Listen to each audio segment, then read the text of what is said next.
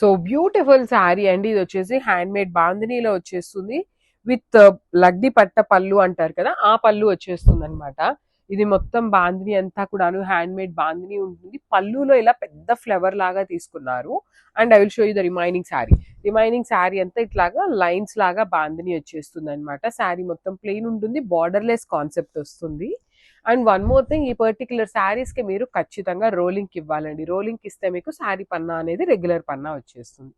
And మనం last time కూడాను ఈ పైతని పల్లూస్ బ్లౌజ్ పేరప్ చేసాము.